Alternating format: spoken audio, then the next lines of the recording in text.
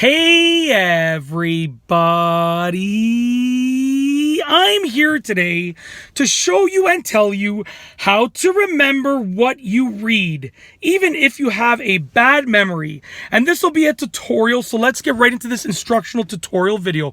I'll be going over 5 things that you can do to truly make it easier to remember what you have read. And these will work for everybody, even if you have a bad memory. So oftentimes when people have a bad memory, they're like, I can't remember what I read, I have a bad memory. But if you want to remember what you are reading, then this is the key video for you. These 5 things will help you out. Let's get right into this video, starting with number 1, ending with number 5. Take notes, take action, and practice, and you'll get these things down pat, and you'll remember what you read much more easily, no matter how bad your memory is. All right, without further ado, this is number 1. Number 1 is talk yourself up to it before you begin reading.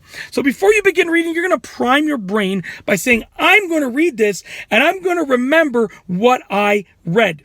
And the way I'm going to do that is by taking all of the appropriate steps, by staying focused, and by doing exactly what I need to do to make that happen.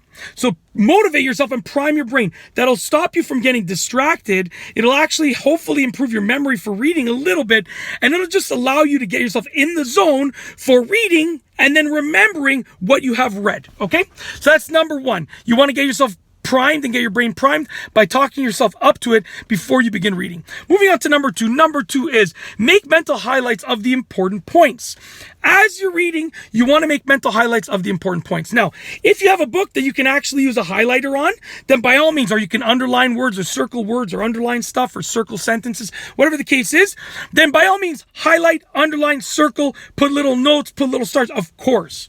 But if you cannot make any modifications to that book, if you cannot highlight it or underline it, you cannot make any markings in that book, then you can make mental highlights of the important points. As you're reading, if you see an important point, make a mental highlight of it by saying it again and making sure you're just imagining you're highlighting that spot by saying it again.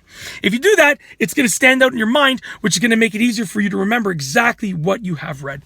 Moving on to number 3. Number 3 is visualize what you're reading as you read it. And you can also pause to make this happen. So if you're reading about something happening, then you can pause and visualize that thing happening, because what you're going to remember is not necessarily the words that you read, but you're going to remember that visualization of imagining that thing happening. So if you're reading a book and it's describing something that a dog is doing, the dog is jumping over the little small fence, let's just say, and you want to remember that point, then stop.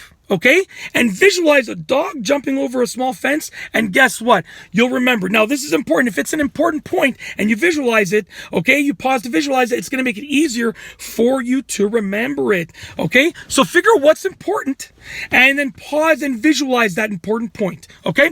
Moving on to number 4. Number 4 is summarize after you finish reading.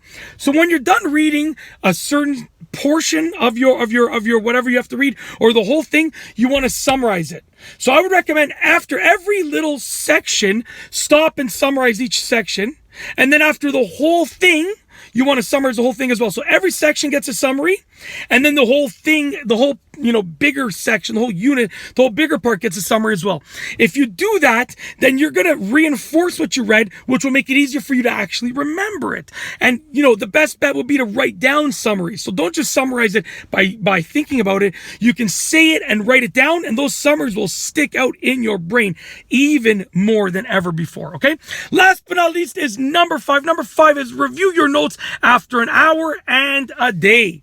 So you want to get all of the notes that you've made, your summaries that you've taken, any notes that you've written down, anything that is note related to what you've read, and you want to review them after an hour and then also after a day. It can even be that you're just going to mentally review it. So you're going to stop after an hour. Once you've finished reading and an hour has gone by, you're going to stop and mentally go over what you read. And then after a day has gone by, you're going to mentally go over what you've read. It can also be you can read your notes on what you've read, or whatever. You're in one way or another, and whatever way works for you, you're going to review your notes of what you've read mentally, reading, whatever the case is, talking to yourself, whatever. In one way or another, you're going to review your notes. Okay, based on what you've read after an hour has passed, upon you finish reading, an hour has gone by, and after a day. And some people will even recommend, if you have enough time, after an hour, after a day, after 3 days, after a week. And what that's going to do is that's going to just drill it down into your mind. Because you're going to read it, okay? And then from when you finish reading to when an hour has passed, it's sinking in your brain. And then the hour has passed, you're renewing it, okay? And then from that hour till a day has passed, it's sinking into your brain even more.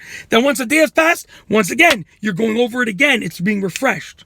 3 days later, refreshed again. A week later, refreshed again. It's just a really, really great way to remember what you have read. And that's it. Truly, hopefully these things can help you remember what you read, even if you have a bad memory. It's been a simple tutorial. I tried to keep it straight, short, sweet, and straight to the point, concise, and I just tried to go over it just as quickly as I could. So hopefully you enjoyed it and you found it entertaining and educational at the same time. And that's truly all I have to say. I have nothing else to say, so we're going to roll the outro. If you like this video tutorial, please be sure to give it a thumbs up. Let me know what you think down below as a comment, and of course, be sure to subscribe for more great videos just like this one.